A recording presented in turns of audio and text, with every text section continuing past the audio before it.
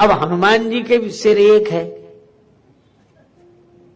और सिर एक से अर्थ कि जैसे सिर एक हो और सीधा हो, तो आप सिर पर कोई भी जल डालें, जल की धार छोड़ें, तो वो इधर उधर नहीं जा सकती, ऐसे नहीं जाएगी उधर गिरे इधर गिरे ना, वो सीधी सिर को भिगोती हुई ऐसे जाएगी।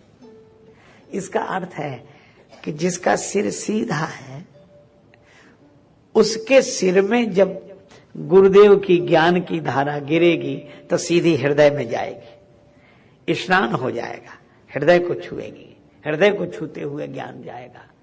अच्छा, और एक सिर होगा तो पूरा शरीर भीगेगा, सिर पे धार गिरे तो पूरा शरीर भीगेगा। इसका अर्थ है कि जिसका सिर सीधा होता है, सरल होता है, श्रद्धावनत होता है, अभिमान के कारण टेढ़ा नहीं होता है, उस पर गिरने वाली धार जैसे पूरे शरीर को भिगोती है, इसी तरह जिसका सिर श्रद्धालु है उस पर गिरने वाली गुरु ज्ञान की धारा उसके पूरे जीवन को प्रभावित करती है, हृदय को भर देती है।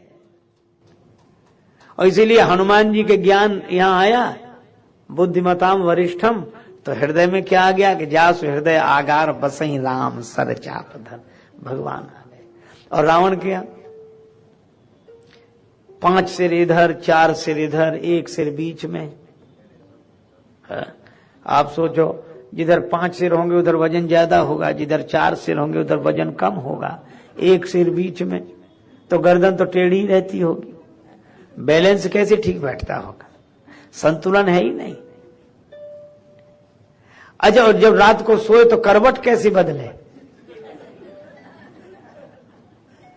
क्योंकि रावण खुद सोता नहीं है, दूसरे को सुख से सोने नहीं देता। जितने अभिमानी होते इनकी गर्दन टेढ़ी ही रहती है, ये सुख से सो ही नहीं पाते। रावण के साथ भी वही है।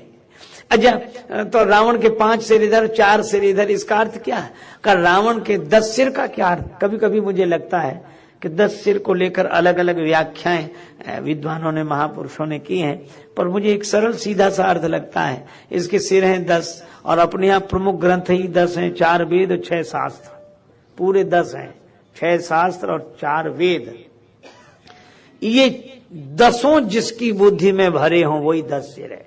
चारों वेद 6 शास्त्र भरे हैं, लेकिन इसके 5 सिर इधर, 4 सिर इधर। रावण का ज्ञान अपने लिए नहीं है, इधर उधर वालों के लिए है, कुछ इधर वालों को, कुछ इधर वालों को, कुछ इधर।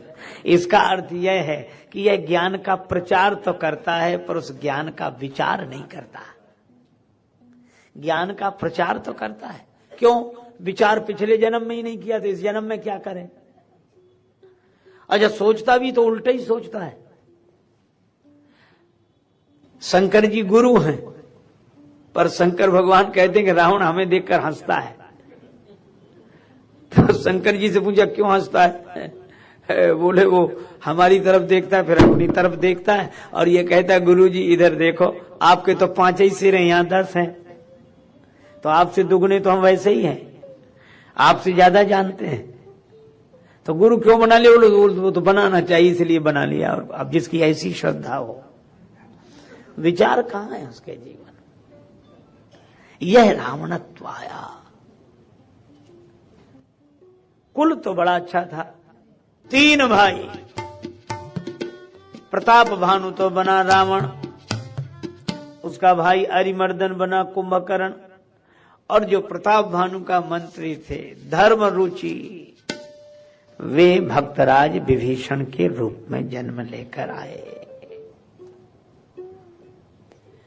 मुझे तो लगता है कि ये तीनों भाई 3 गुणों के ही रूप हैं, और लंका त्रिकूट, 3 चोटियां, 3 कूट, उस पर लंका, उसमें ये 3 का बड़ा संयोग है। लंका में त्रिकूट और 3 भाई और त्रिजटा, 3 ही 3 है। अब ये 3 गुण, रावण रजोगुण का रूप है, कुंभकर्ण तमोगुण का रूप है, विभीषण जी सतोगुण के रूप है। और इन तीनों भाइयों ने तपस्या की, शक्ति, पाने के लिए, वरदान पाने के लिए। देखो,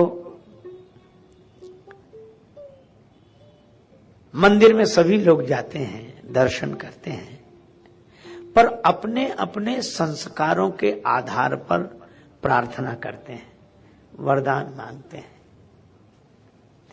इन तीनों ने तपस्या की, ऐसी तपस्या की, परम उग्र सो बरन न जाई। वर्णन नहीं किया जा सकता ऐसी तपस्या की। ब्रह्मा जी आए, गए निकट तप देख विधाता। और ब्रह्मा जी अकेले नहीं आए, शंकर भगवान से कहा कि आप भी चलो। क्यों? बोले आपका चेला है, वरदान तो हम देंगे पर आपकी उपस्थिति में देंगे।